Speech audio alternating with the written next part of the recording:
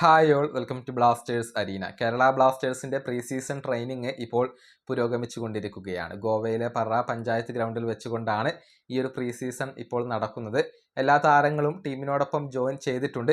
ഇനിയിപ്പോൾ വരാനുള്ളത് ദേശീയ ടീമിനോടൊപ്പമുള്ള ചില താരങ്ങൾ മാത്രമാണ്.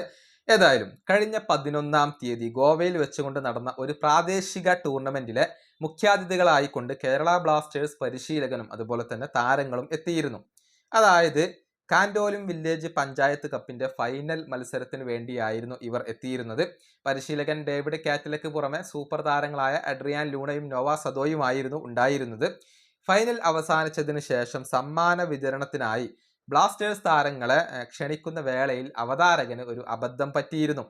കേരള ബ്ലാസ്റ്റേഴ്സ് പരിശീലകൻ അഡ്രിയാൻ ലൂണ എന്നായിരുന്നു അദ്ദേഹം വിശേഷിപ്പിച്ചിരുന്നത്. എന്നാൽ ഉടൻ തന്നെ ലൂണ ആ ഒരു ആരാധകനെ തിരുത്തിയിട്ടുണ്ട്. ഞാൻ പരിശീലകനല്ല, മറിച്ച് ഒരു പ്ലെയർ ആണ് എന്നായിരുന്നു ലൂണ ചിരിച്ചുകൊണ്ട് പറഞ്ഞിരുന്നത്. കൂടാതെ മത്സരം ആസ്വദിച്ചു എന്ന കാര്യം ലൂണ പറഞ്ഞിട്ടുണ്ട്.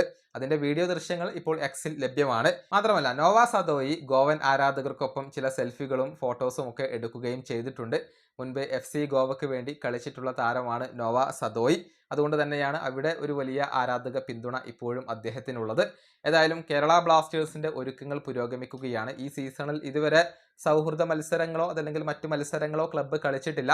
ഒക്ടോബർ 30-ാം തീയതി നടക്കുന്ന ആദ്യ മത്സരത്തിൽ രാജസ്ഥാൻ യുണൈറ്റഡ് FC ആണ് കേരള ബ്ലാസ്റ്റേഴ്സിന്റെ എതിരാളികൾ. എന്നാൽ അതിനു മുന്നേ ഒരു സൗഹൃദ മത്സരങ്ങളും ക്ലബ്ബ് കളിക്കും എന്നാണ് പ്രതീക്ഷിക്കപ്പെടുന്നത്. കാരണം മറ്റു പല ISL ക്ലബ്ബുകളും ഇപ്പോൾ അൺഒഫീഷ്യൽ ആയിക്കൊണ്ടുള്ള ചില മത്സരങ്ങൾ കളിക്കുന്നുണ്ട്. ഈ വീഡിയോ അവസാനിപ്പിക്കുന്നു. അടുത്തൊരു വീണ്ടും കാണാം.